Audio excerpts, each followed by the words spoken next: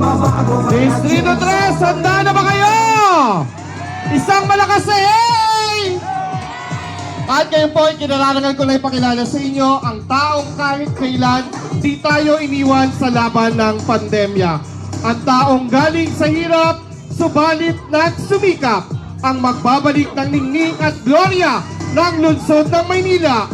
Ang Batang Maynila, ang nag-iisang Yorme. Number 2 sa balata, Yorme Isko Moreno Dumagoso. Joyce parang mafia.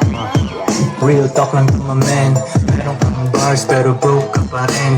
Race cars at mga dope na women.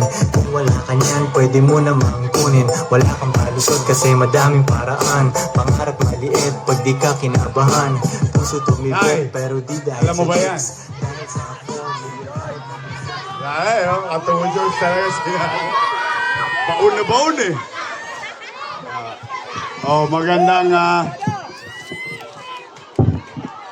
Magandang gabi sa inyong lahat, mga batang Santa Cruz. Una ay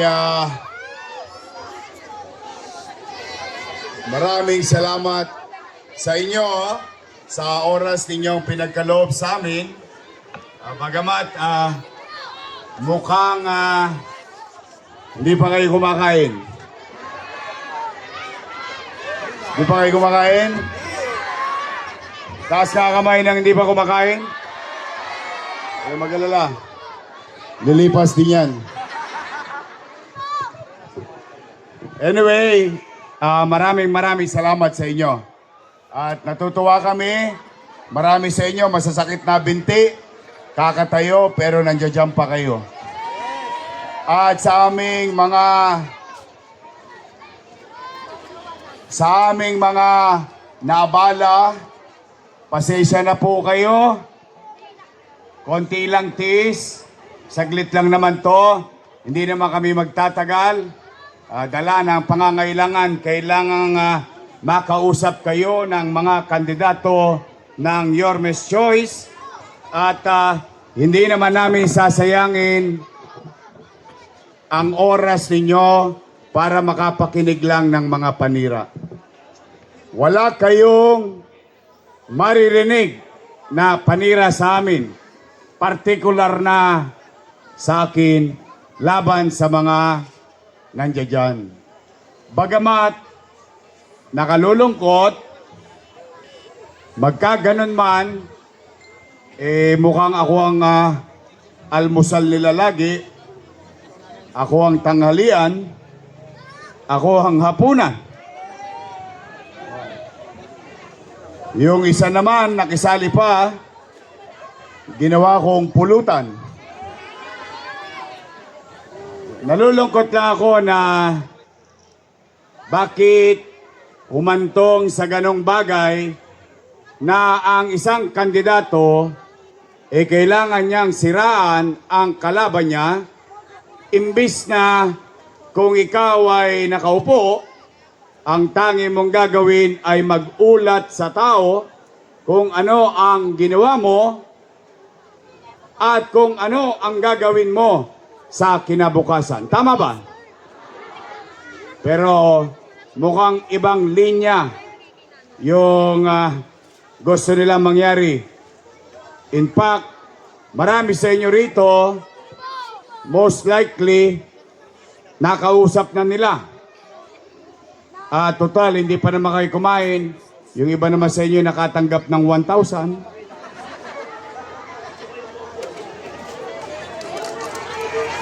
At saka 5 kilong bigas. Okay, pero okay lang yan. Abay, bakit? Tanggapin nyo lang ng tanggapin. Total, hindi nyo naman yan hiningi. Binigay sa inyo ng kusa. Tama ba? Sayang din yun, laman tiyan din yun. Ayaw kayong bigyan? Ha? Mahinang klase ka. Oh. Pero abangan mo. Pero, Nay, Tay, nalulungkot din ako dahil noong October 9, nung nagsimula, anong natapos, yung filing of candidacy. October 9, sinimulan na akong singilin ng utang na loob.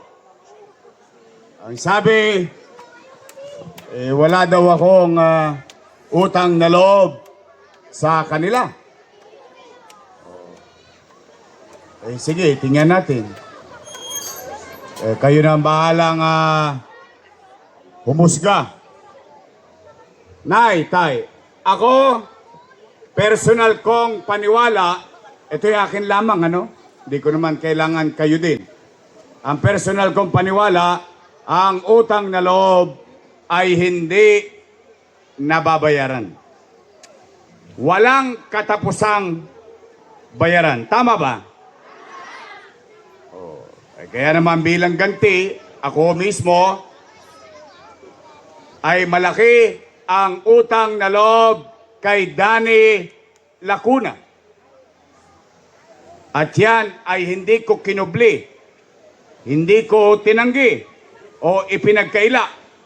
In fact, bilang pagtanaw ng utang na loob kay Boss Danny, ay inaruga ko naman yung kanyang mga anak. Tingnan natin kung totoo pa. For almost 20 years, kayo po ang humusga, mga nanay, tatay ko. Unang-una, Philip Lacuna. Nakaupo. At sumagot na sila. Si Philip Lacuna raw ay halal ng bayan. Kaya hindi ko natulungan. Ngayon, may mga chairman dito. Alam yan. In fact, si dating nasirang chairman Oliver, inabot niya yan. Ipinakikiusap ko yan na iboto ng kapwa niya chairman upang mabotong presidente ng Liga ng mga Barangay. Ayaw silang iboto. Bakit? Medyo nayayabangan ng konti.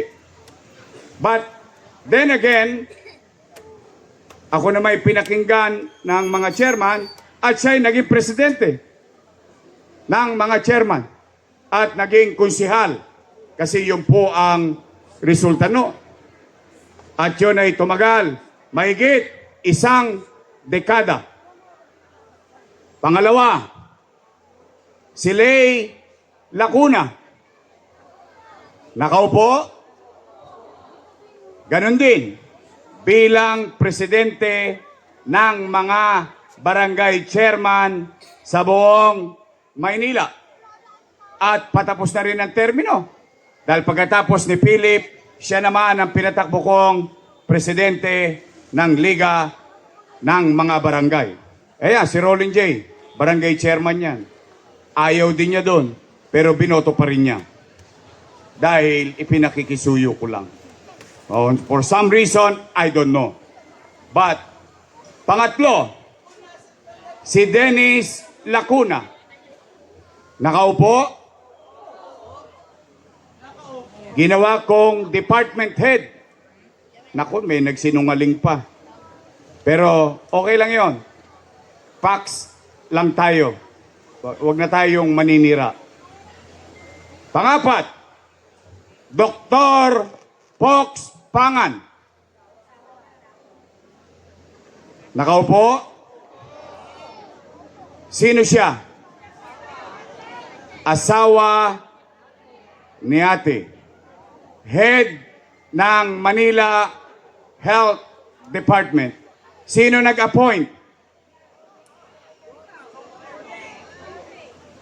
Hindi daw. Si Alfredo Lim daw. Patay na si Mayor Lim nun eh. But anyway, hayaan natin. Nakaupo ba? At siya ang una kong tatanggalin kapag nakabalik ako sa City Hall. Bakit ho? Galit ba ako sa kanya? Hindi. Galit ako kasi mga batang Maynila, ipagtanong ninyo sa lola nyo, ipagtanong nyo sa lolo nyo, sa nanay at tatay nyo, yan ang nagpahirap sa mga pasyente sa health center dito sa Maynila.